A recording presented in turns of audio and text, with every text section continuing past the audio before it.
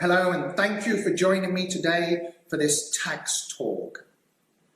Today, we're being joined by Dr. Edgar Avilares Rosa of the Canine Olfaction Lab, Texas Tech University.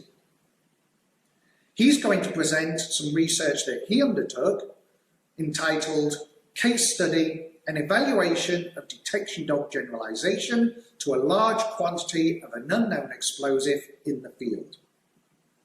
The co-authors on this paper are Gordon McGuinness from Vancouver and Dr. Nathan Hall of the Canine Olfaction Lab. Now, the reason I find that this research very interesting is because I personally experienced this phenomenon. When I was working at a very large canine school, we were not allowed to cut our explosive training samples into smaller amounts. So the dogs were being trained on the same quantity of explosive every single day that they were being exposed to any odor. So for instance, C4 explosive was issued in a 1 1/4 pound block. And throughout the whole training process, 12 to 15 weeks, the dogs were only ever exposed to 1 1/4 pound of that target material. But on the completion of training, the dogs then moved to a desert training facility. And there I noticed that actually dogs that were really good on the target at the schoolhouse were struggling on different quantities of the same target when we went to the desert training facility. So I always questioned the phenomenon that actually if you train on a specific amount all the time, are you training the dog only to respond on that amount? So this research is interesting because it's based on a real life scenario. And it does demonstrate that the dogs do not naturally generalize between different quantities of the same target. And actually taking this a step further, a later presentation will demonstrate how you can calibrate a dog on purpose to ignore variance in quantity of the same target.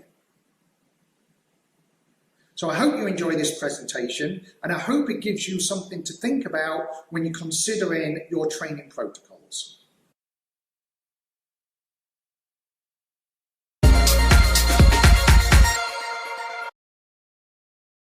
To large quantity of an unknown explosive.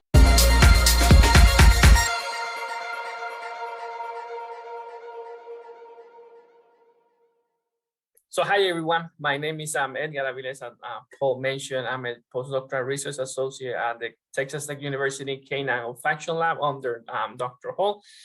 For me, it's a pleasure to be invited to give you a talk about a recent paper we just published about an evaluation of detection dog generalization to large quantity of an unknown explosive. This paper is published in Animals, and below is the link in case you're interested on read it and get more details about the actual study. So just a brief introduction about what we refer to generalization and discrimination. So generalization occurs let's talk about in the sense of detection dog, right? When you train a dog on a particular odor, in this case illustrated here, odor A, and then your dog will generalize, so he will alert to different variations of training A. So different variation of training A could be the same odor from a different manufacturer. In the case of smokeless powder from a different manufacturer, different types of smokeless powder, single base, double base, triple base, any difference in the target odor. So it's a different target odor from the one training, is similar, it shares some similarity. However, even though it's not identical, they will still alert in the same fashion as to the trained target. In a similar way, we also want our dogs to generalize. Let's say we train to the pure substance. We want our dogs to generalize to mixtures containing the target odor. This is of particular importance for explosive detection dogs. And today we're going to be talking about generalization to different concentrations of the same target odor. So for instance, you train your dog on 10 grams of smokeless powder. It's a common assumption, right? If they can detect 100 grams, 10 grams in training, of course they will detect 100 or 1,000 grams during if they find it in the field, right? However, that's not necessarily the case, and we will show some research data that we have on this. Similarly, the generalization can occur on the context. So perhaps your dog can be very good detecting something in one context, however, in a different context, because it doesn't have the experience or you have not been exposed to that context, it might not detect the same target, which he frequently detects during training. Discrimination then is the opposite of generalization. We say that discrimination, if the alert response is on the such stimulus control, then your dog will only alert to the training sample and then not to any other variations in that particular order, or it can detect or performs very good in one context and not in the other. And both phenomena have occurred and they have been very documented in the literature. So in this study, we evaluated a real life scenario. I believe was a police department in Canada. They have a call that there was a suspicious bag on an open field. It was a solitary bag on an open field. And then they deployed 2 of their dogs. These are detection dogs certified, and they're working as detection dogs. They deploy it to evaluate the bag, and both dogs called the bag clear, that there was no explosive. The police go there, check the bag, and they find a 13 kilogram of an explosive inside the bag.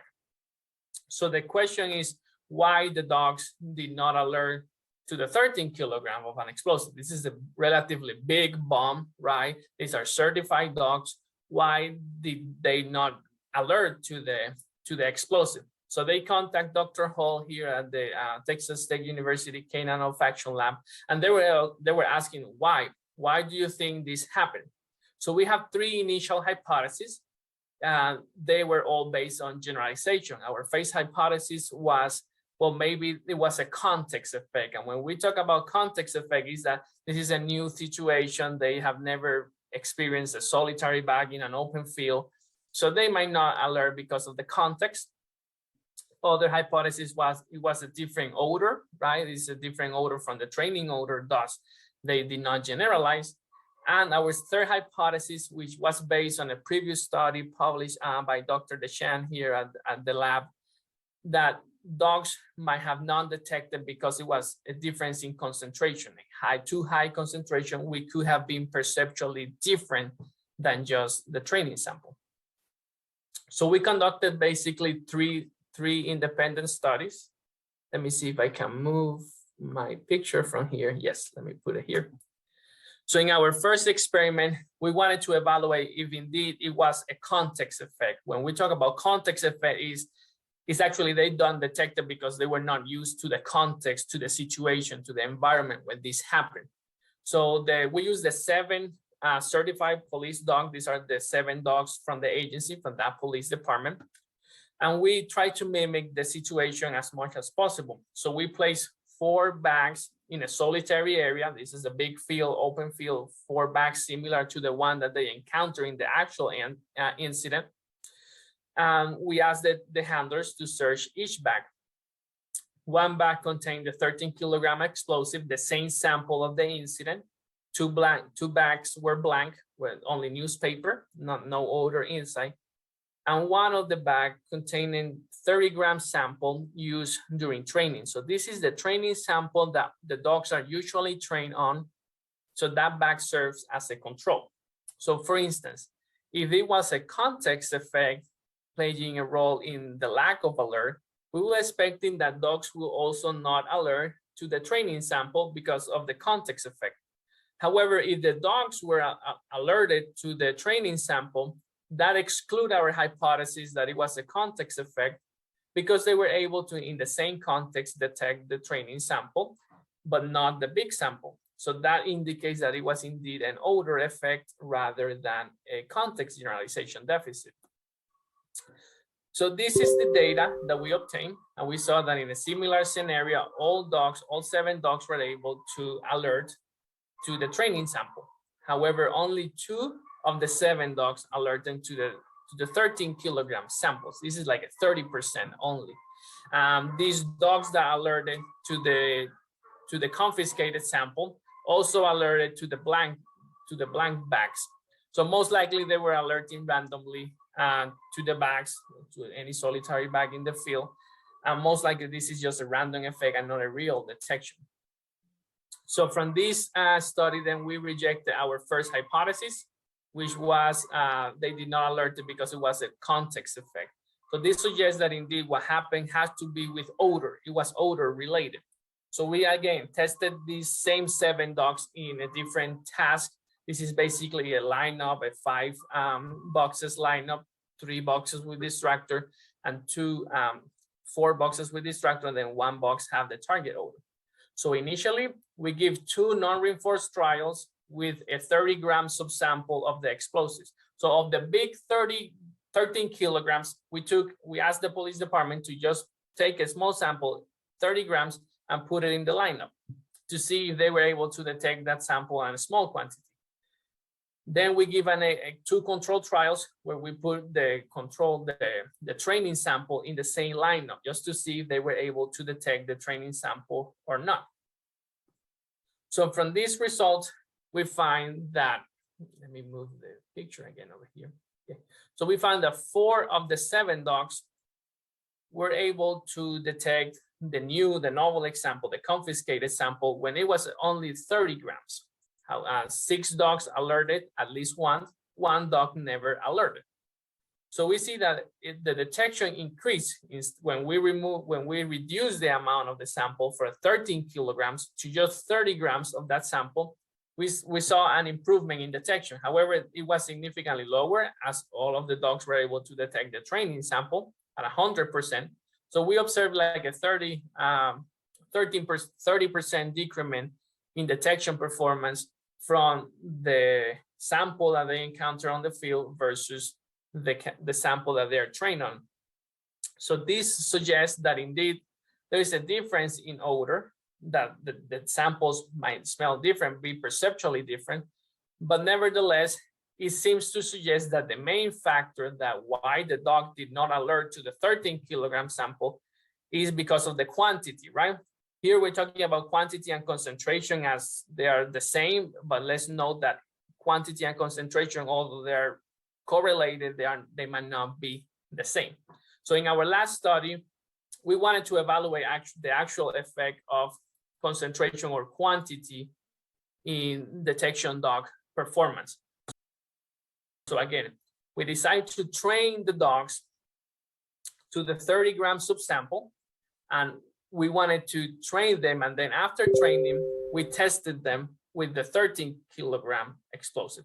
So by training them, we want to make sure that the dogs knows that odor, and then during the actual testing, we're just going to increase the quantity, the amount of that odor.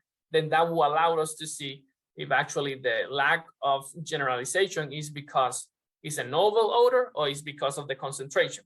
So because they're already trained, if they don't respond to the 13 kilograms, then that suggests it will be it's because of the quantity, right? So we give them explicit training to the dogs of 30 grams. Then after training, we test them with bags in a line of fashion. In this case, it's not in an open field, in a line of fashion with the bag, 13 kilogram explosive, 2 bags were blank. After the first trial, however, if the dog failed to spontaneously generalize to the 13 kilogram samples, we recommend the handler to come back and indicate the actual sample just to give explicit training to the high quantity sample to see if after training we could see that they are actually catching up and detecting the sample, the big amount of explosive. So after training with just 30-gram subsample, we find that from the first trial, only 3 dogs were able to spontaneously generalize. So we trained them with 30 grams, and then when we put 13 kilograms of the same compound, they were not able to generalize. Only 3 dogs of the 7 dogs tested were able to generalize. However, during the first trial, if they did not detect it, we give them explicit training, and we see how in trial 2 and trial 3, they increase the proportion of alerts, where in trial 2, I believe 5 of the 7 dogs detected, and in trial 3, 6 of the 7 dogs were able to detect it. So that confirms our third hypothesis. So indeed, the dogs were always trained only to 30 grams subsample. When they encounter a bomb in the field with 13 kilograms, then they were not able to spontaneously generalize. They were not able to detect. And this is basically because the way the olfactory system works, a compound at low concentration will be perceptually different as the compound in high concentration. So imagine yourself using perfume, right? A little bit of perfume smells good, but if you just spray perfume all over your body, then it might not be pleasant, or you can perceive it as different. So a similar phenomenon is occurring in detection dogs, where if you train them on one concentration, that might not mean that they can detect a higher and a lower concentration as well. So these findings have some implications for detection dog teams, for detection dogs training. So from study 2, we observed that the new sample, even though it was at the same amount, 30 grams of the novel sample and 30 grams of the trained sample, we observe a slightly decrement in performance from 100% of the training sample to just 70% the novel sample. So that highlights that even is the same concentration, we again, amount and concentrations, they are not equal, but for the sake of simplicity, let's assume it's the same. Even the samples are in the same amount, a novel sample, the dogs might perceive it slightly different. Then you might have some dogs will alert, some dogs will not, because of those perceptual difference. So that highlights the importance of changing samples during training, putting different variations of the samples from different manufacturers, right? In the case of smokeless powder, let's assume single base, double base, testing with all these different variations to improve their generalization when encounter different things in the field. And of course, the most important finding of this research is the concentration generalization deficit, right? I think for us, it's common to assume if a dog can detect 1 gram, it can detect 100 and 1,000, right? Because for our logic, the way we think about things is it makes sense, right? You can detect 1 gram, of course, you're gonna take 100. But physiologically, it's not true. The perception of a dog from 1 gram to 100 grams is going to be completely different. So dogs need explicit training to high concentrations or different amounts of the target odor to prevent that. And that we observe after 3 trials training with 1 concentration, we were able to increase it. So I think that's the main finding. That's the most important thing, take home point. Dogs need explicit training with different targets and with different concentrations of quantity of the same target. Thank you very much, all.